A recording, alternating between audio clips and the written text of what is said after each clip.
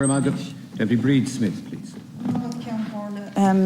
Taoiseach, over the last decade, a radical active women's movement has made huge gains, forcing Conservative governments both here and in several Latin American countries where the Catholic Church has also historically been dominant to finally provide abortion rights.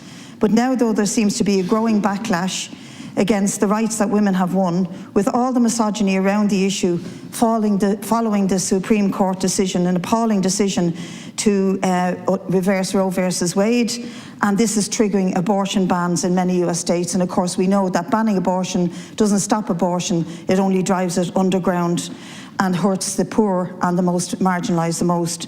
And I want to quote the Justice Minister in the papers today when she said, "There is just a feeling that whatever about Roe versus Wade, there is a feeling of going back a little, so it's important to push back." So the best defence for the right of women to choose is to push forward. Rights for women especially can never be taken for granted. Conservatives' religious right in all countries will always try to take over and take back those hard-won rights. So we need the promised review to the Termination of Pregnancy Act, which is committed to be held this year. And I would like to ask you, what will your government do to push back against the backlash against women and trans rights so that they cannot be undermined in the future? And will you commit to abolishing the 3-day wait, which was put into the law as a sop to those types who rejoice over Roe versus Wade? Will you commit to abolishing the 12-week limit and to full decriminalisation of abortion in this country so that women and pregnant people can be guaranteed the very basic right to control their own bodies? Isn't it time now, Taoiseach, to say our bodies, our choice? And I want to put that in the context of the recent report which showed that from 2019, the year we passed the law, over 770 women had to leave this jurisdiction again to travel to the UK for abortion. And we also have the scandalous situation in Northern Ireland where the Health Minister, Robin Swan, allowed for the laws that apply in Britain to apply in the north, but there still isn't a single abortion provision in the northern state to this date. This is a very dangerous situation we're facing.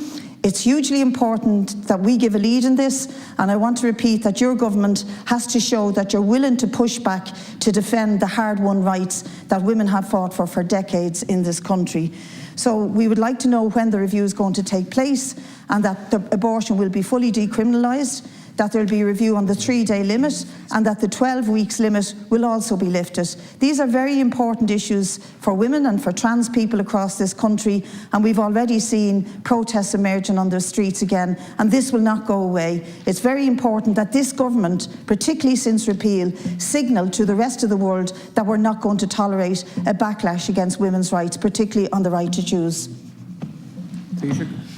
First of all, I thank the Deputy for raising this very important issue. And first of all, I think it is fair to say that the decision on Roe versus Wade was quite shocking in many respects, but fundamentally because it overturns 50 years of jurisprudence. And in other words, what was judicial precedent that over a 50-year period was overturned. But we are different here in this society, and our constitutional framework is different. And the fundamental difference is twofold, I would argue. One, we have the referendum process and mechanism that's built into our constitution since 1937. We can be thankful, and very often the framers of the constitution can get attacked and so on, for different reasons, and some may be legitimate, but fundamentally it was very unusual in the middle of fascist Europe in 1937 that a government brought in a constitution that limited its own power via a referendum and via judicial interpretation also.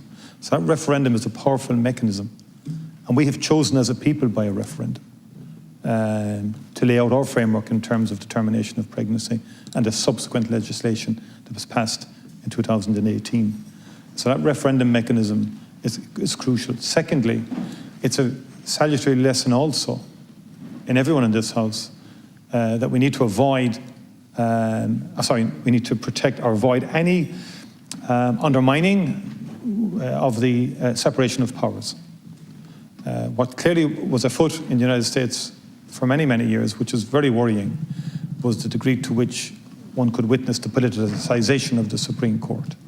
That people were appointed on the basis of their position on this issue alone. And that's something that we have to now, as a Dáil and as an Oireachtas, we need to double down on upholding the separation of powers as well. Because it's a real revelation. Now, in terms of the review is about the operation of the Act of 2018. Phase 1 is almost complete. I'll come back later on the supplementary if we go through that. Thanks for your views on Roe versus Wade and jurisprudence, but I'm more interested in what this government is going to do to push back against any attempt, and I've no doubt that this will embolden anti-abortionists everywhere.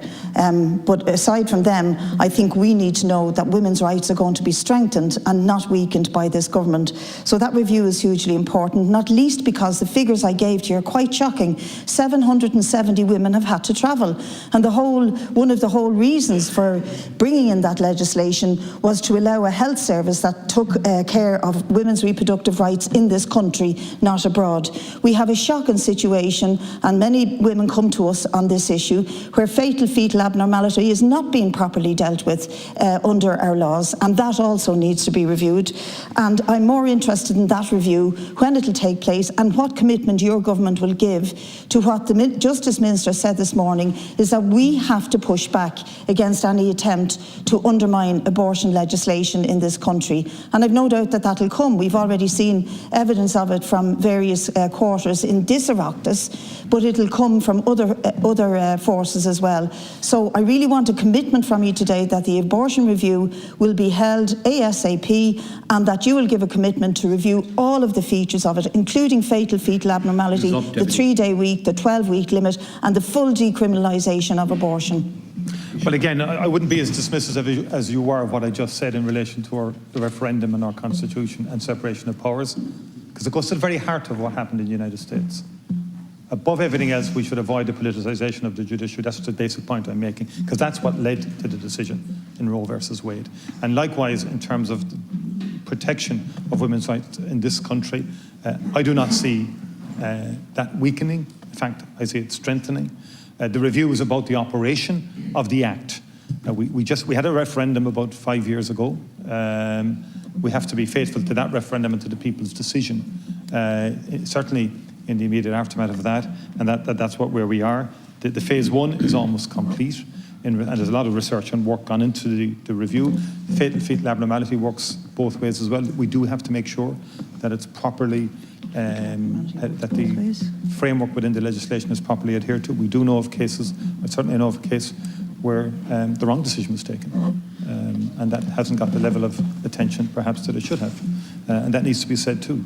So we do need rigorous, objective evaluation of the legislation, and I would particularly would be concerned about hospitals that are not implementing the legislation. The policy issues that you refer to are broader than the review, and are matters for political parties in this House to raise at any particular time, in terms of if people want to put forward ideas around the liberalisation of legislation or the changing of it and so on. That's a matter for members in the House.